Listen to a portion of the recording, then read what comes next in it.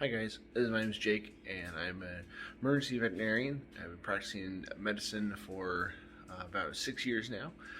Got into bird hunting actually roughly around the same time. Bought my first bird dog, which was Zoe, right there. She's my Brittany Spaniel, one of my Brittany Spaniels. I got her at a year old, my first year of vet school. I also have another Brittany Spaniel that is Gypsy. She's about 2.5 right now. So started wanting to make this kind of video series about dog first aid because I've talked to a lot of people about mostly started with talking about what I have or what I would recommend in like a first aid kit that I would carry for my dogs in the field, and also started kind of morphed into talking to people about actual kind of like how-to videos or explanatory videos on actual first aid, so things like bandaging, maybe talking about certain things they may run into and kind of how to deal with them or how I might deal with them as a veterinarian. So what we're going to do, I apologize for quality of these videos. At times, I've never really made videos like this. I am new to kind of posting to YouTube, things like that, and not really a tech guy. Not really big on social media, especially anymore. So bear with me if they're terrible. I apologize, but we'll get through it together, and hopefully they'll be helpful for everyone. So what I'm going to first do is, this first one is mostly going to be about kind of what are in my first aid kits. And I have two first aid kits. I have one that I carry in my bird bag, my pouch, backpack, whatever you want to call it, with me out in the field. Have it with me all the time. The other one's a larger pack that I carry in the truck, and it has mostly just extra material. It does have some things that I don't think that I would need in the field, but maybe would need to deal with before heading home or heading to my hospital or the nearest hospital, depending on where I'm hunting. So that's the first thing we're going to do, is go through kind of first aid kits, talk about what I carry. I'll go over kind of why I carry it, what I would use it for, and we'll just kind of process through there and go from there. So like I said, I apologize for any of these videos. If I stumble over my words, things like that, do a lot of editing and try to fix all that. So let's dive right in. We'll talk about some first aid kits. Alright, so here to start off, I'll just kind of show what I carry my equipment in. So these are the two packs that I have, my two kits that I have. They're empty right now because I've got everything on the table beside it that we're going to go through. Our larger gray one, this is the one that I have in my truck at all times. Like I said, it has mostly larger or extra equipment. Some things that, again, may not feel that I need way out in the field, but definitely things that I'm going to need or might need at least in the field in some way. And then obviously the little red one is the one that I carry actually in my pack at all times. These were both purchased through Outdoor Research, which is a Seattle-based outdoor company. So now we're going to go move over and talk about obviously what is in those packs. Okay, so here is my smaller pack, and so we're going to start from the left and kind of work our way right and then kind of up and around.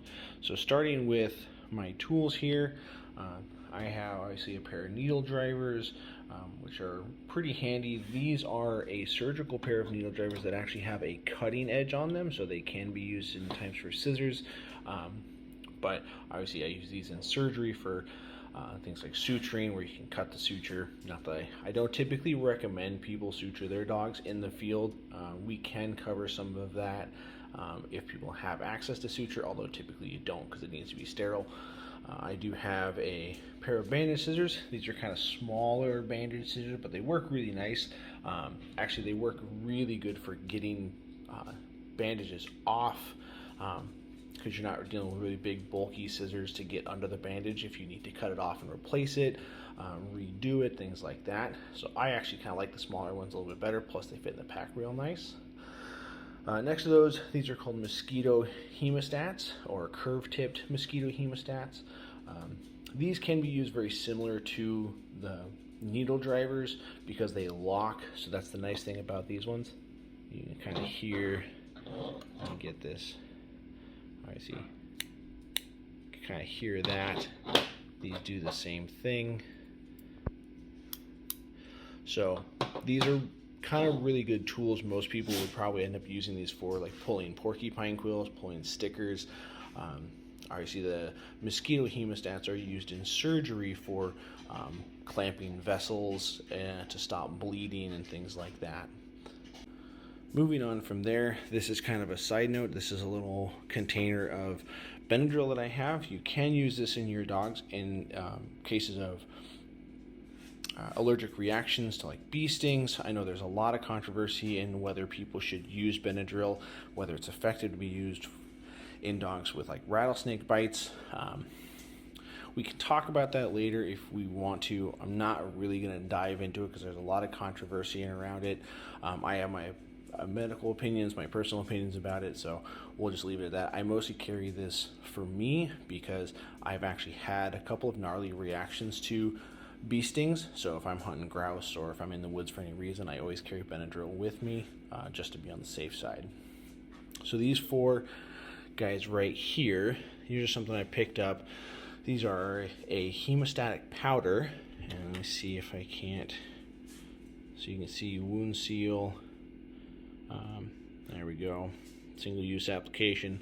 So you just pop the top off, you can dump it into a laceration, cut even smaller abrasions if they're just kind of oozing blood, help with coagulation for safety's sake. I always carry a thermometer with me. This is important. Obviously you can check, for hypothermia as well, but mostly really important for if you feel like your dog is getting too hot.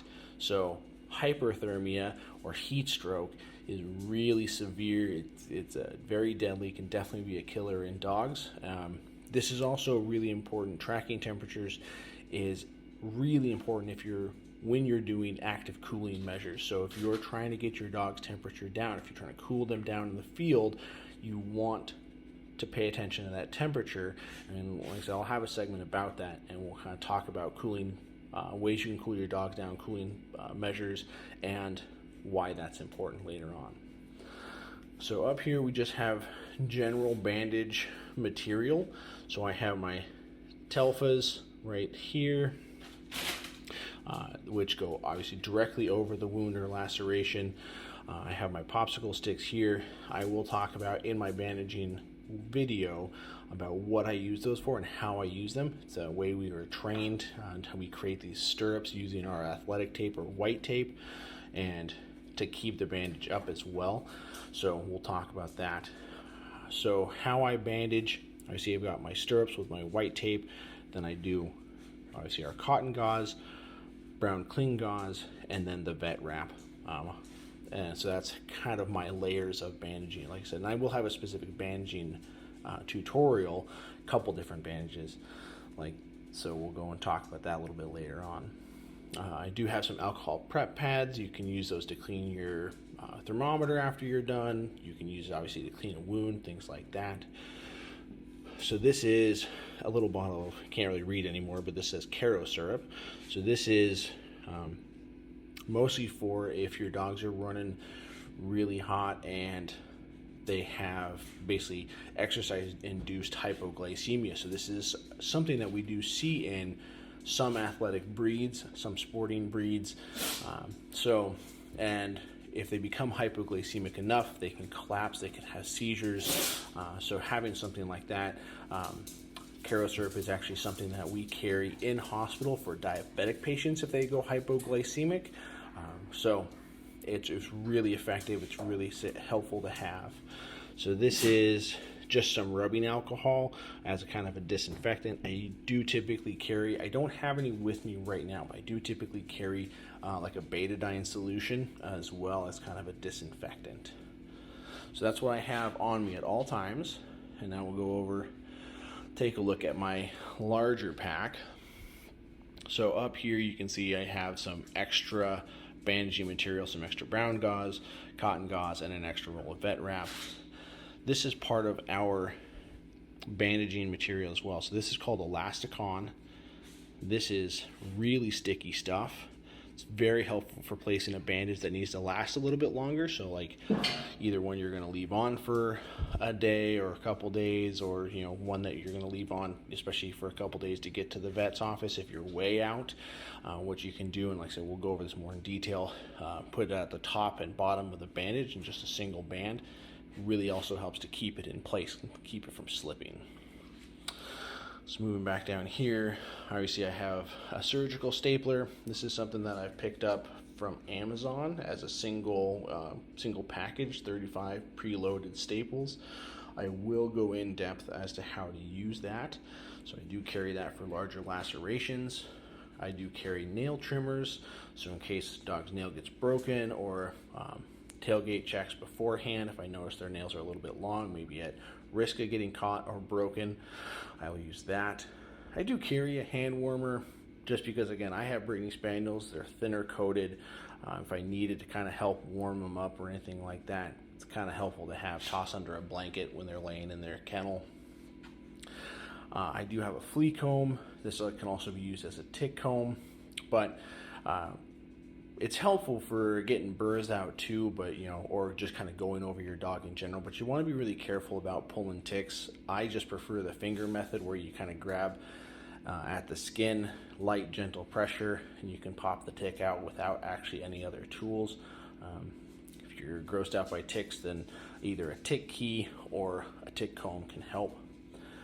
For gloves, these were expiring, so I took them from the hospital because they were just going to be thrown away. Those are neoprene surgical gloves. Again, not that you need something that nice, but I figure waste not, want not. This is just one of them, but I do carry some larger gauze pads as well, just in case. I do carry some scalpel blades as well. So this is not something you're going to use a whole lot, but at least at work, I have seen dogs with penetrating foreign bodies like sticks, even seen rocks stuck in toe pads where I've needed a little bit of extra, kind of nick the skin to get it out. Not something that's super recommended, but there may be times where it has to happen to transport the dog safely, versus having a stick that's hanging out that might get caught on stuff during the car ride. This big kind of black-gray square is something that I'm really excited to mess with. I just bought it, and it is basically a emergency splint. So it's got like this softer material in it, but it's also got an aluminum center, core, and it's kind of malleable. And there's a lot of different applications for it, so I'm going to be kind of making some videos and messing around with that on my dogs as to how I would splint limbs if you did happen to end up having a broken limb in the field. So look forward to that. This Ascend is a silver sulfadiazine cream, so this is also an antiseptic. The silver in it is, again, an antimicrobial. It does actually help with wound healing as well. This is something that I use on a pretty regular basis for chronic wounds, non-healing wounds, wounds that have dehisced or healing by what we call, in the medical terminology, healing by second intention, that we can't close. So I like to put it on a lot of different cuts and scrapes that I bandage as well, just because it's kind of helpful. Do have always carry some cotton tipped applicators, some cotton swabs, ear swabs, whatever you want to call them. Certainly helpful for cleaning out wounds. I have used them very delicately to get seeds and things out of my dog's eyes, things like that. So this is more of a representation. So I do carry some. This is a medication called Scralfate. This is obviously, I used to work at Banfield. That's where I got it from. This is sort of like a puppy Pepto-Bismol, dog Pepto-Bismol. Kind of helps for clearing up diarrhea or nausea if my dogs drink some nasty water, eat some stuff they're not supposed to. I don't have it out on my table right now, but I do typically carry anti-inflammatories with me, even some antibiotics if you can, talk to your vet and have some on hand, especially if you're going away for the weekend. and you're going to, maybe not be in reach of a vet,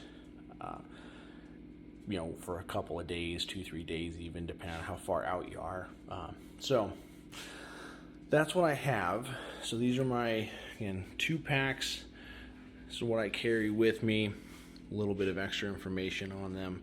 So hope you guys all enjoyed it, and hope this was helpful. If you have any questions about specifics, please drop me a line, get in touch with me. I see this is probably going to be on YouTube, so post a comment, things like that, and we'll talk about what we're going to do. And like I said, there are going to be some multiple more videos along this line, and then we'll get into some more nitty-gritty, actually how-to videos, which I'm real excited for. I'll most likely be using Gypsy, who is my 2.5-year-old right there. Just trying to get back inside, and because it's almost dinner time. So we'll be going more in depth in this, so I'm real excited. Hope you are too, and we'll see you soon.